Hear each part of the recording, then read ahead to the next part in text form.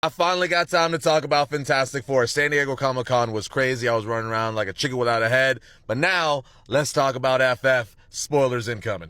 It was great. What'd you expect me to say? I didn't like the film? Of course I liked the film. It was awesome. It's probably the best MCU film since Avengers Endgame. Now, let's break it down a little bit. I'm not going to break down everything, but the things that stood out to me the most. First and foremost, the thing I like most about this film is the family aspect. They nailed the Fantastic Four's family dynamic perfectly. I mean, they're literally called Marvel's First Family. Everyone I thought was cast perfectly. Ebon Moss, Joseph Quinn, Vanessa Kirby, Pedro Pascal, they all did great as the character they were playing. Again, you really believe they were family. The dynamic and chemistry was just there. Of course, I gotta geek out about Galactus. If you're a lifelong comic book reader like me, you've been reading comics since you were a kid, you know how much it means to finally see a live action, comic accurate Galactus on the big screen. They nailed it. He was great. The look, the voice, portrayal, all of it. My only gripe is that he wasn't in the film enough. And then when the third act came, he kind of got defeated super quickly. It was cool, but like,